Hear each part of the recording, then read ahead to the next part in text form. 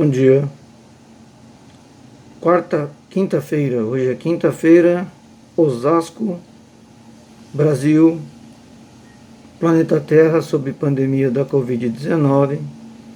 William, um leitor do blog, responsável pelo blog Refeitório Cultural.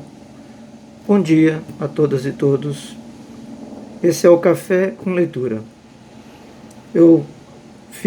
Hoje eu precisei sair, fui até a padaria comprar algumas coisas, então tenho que usar essa bendita dessa máscara. Estou em casa já. E o que poderíamos falar um pouquinho sobre leitura? Tô comendo um pãozinho de queijo, tomando um iogurte. Já que a gente precisou sair, né?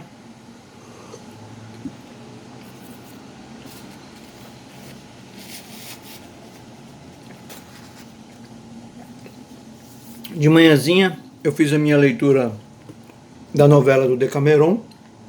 Foi a novela número 43. Essa jornada que começou agora, ela tá boa. As histórias são bem construídas.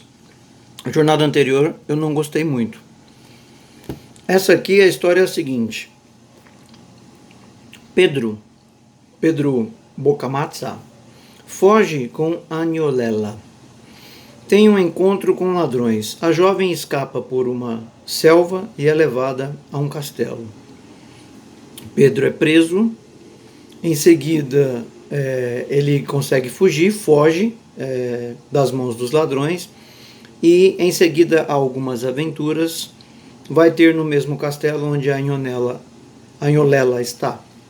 Ele a desposa e eles retornam a Roma, local de origem deles. Essa história foi bem feitinha, bonitinha, interessante. Essa história 43. Ontem eu estava olhando, pesquisando no blog Refeitório Cultural, o ano de 2009, né? Vendo leituras inacabadas. E das histórias, eu vi 4 livros que eu comecei a ler e não acabei. A ideia que eu estou falando nessa quarentena e nesse período em que tudo é incerto, a gente hoje está bem, amanhã tosse e pode ser que tenha pego a Covid-19, como acontece lá na época da peste do Decameron, que Boccaccio descreve na introdução do cenário onde se passa a história.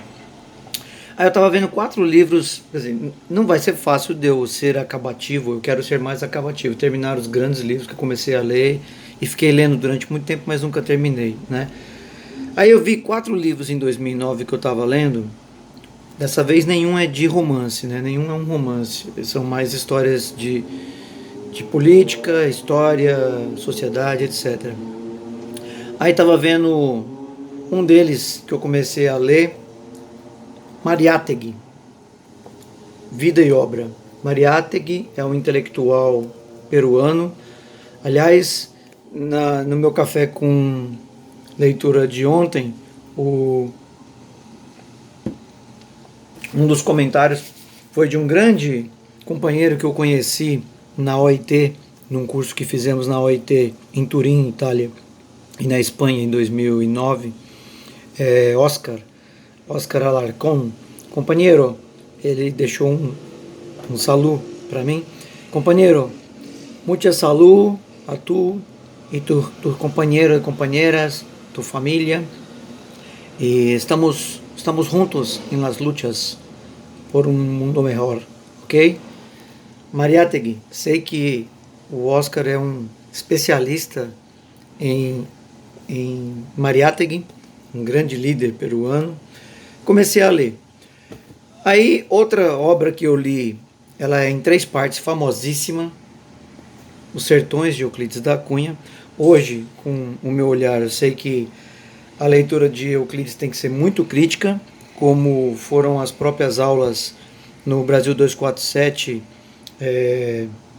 Teve um curso falando sobre os sertões, sobre Euclides e sobre Canudos, né? desmistificando um pouco a visão mais urbana e mais do poder, né? Mas é um livro fascinante, interessante, difícil. Eu li as duas primeiras partes. Eu li A Terra e li O Homem. Difícil, complexo, uma linguagem dura. E faltou justamente a terceira parte, que é a maior. Eu li 200 páginas e faltaram as páginas, a parte A Guerra, né? É um livrão desses clássicos. Ontem um amigo, um professor que mora no interior de São Paulo e que trabalhamos e estudamos juntos, um grande amigo, o Sérgio Gouveia, ele estava falando que professores de literatura, assim como eu comentei ontem, né, que os grandes clássicos, os bichões assim, volumosos, muito pouca gente leu e fala-se muito deles, mas mais de ouvir dizer ou de ler resumos, né? Os Sertões é um deles. Pouca gente leu até o fim essa obra aqui. Um livro que eu estava lendo na época, e eu imagino que tristeza para a grande diplomacia mundial e brasileira, esse livro aqui, Rio Branco. Eu, mais novo, quando tinha 20 e poucos anos, eu estudava temas porque tinha muito interesse na área da diplomacia, né? Resolver as questões do mundo não pela guerra e sim pela diplomacia. E imagino, por exemplo, a tristeza de intelectuais como Celso Amorim a ver a destruição da diplomacia brasileira a partir do golpe com esses sujeitos inumanos que estão lá agora, né? E eu li uma boa parte desse livro, mas nunca terminei. Rio Branco, né? Uma biografia escrita pelo Álvaro Lins, que é um grande intelectual, também tem outras biografias. E, por fim, nunca acabei de ler Hobsbawm, A Era dos Extremos. Esse grande intelectual, professor, historiador marxista.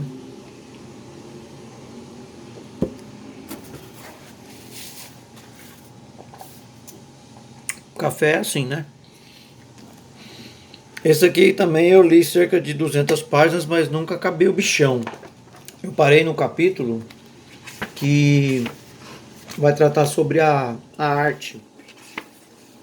Naquele período, as artes, 1914 e 1945, página 178.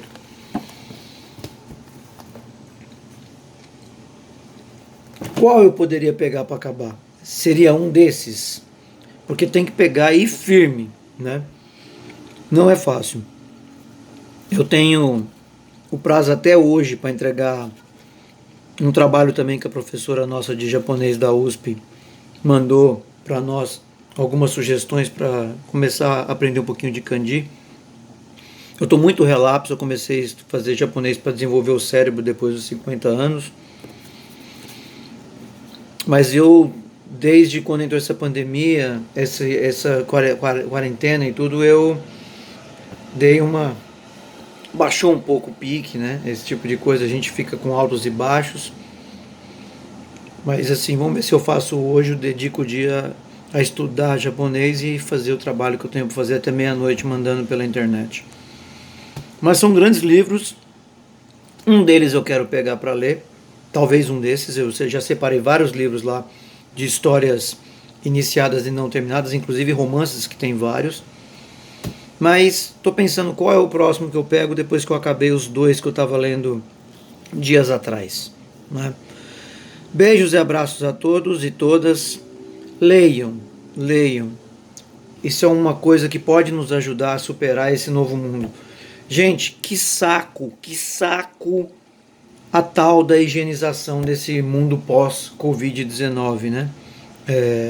Chegar da feira, lavar tudo. Eu comprei um pedacinho de bolo de coco, fui lavar, entrou água na embalagem, tive que tirar e botar em um outro Tupperware.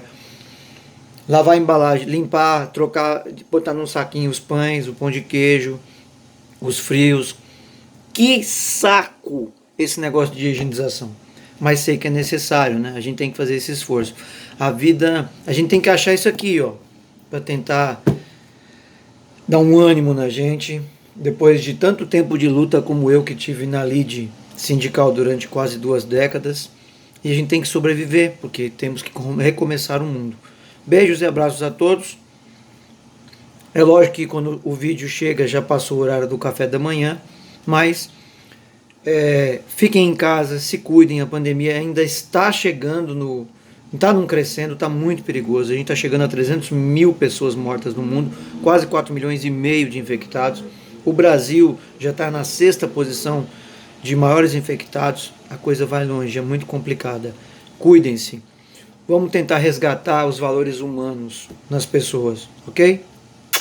Bom dia dessa quinta-feira, 14 de maio de 2020, pós-Covid-19.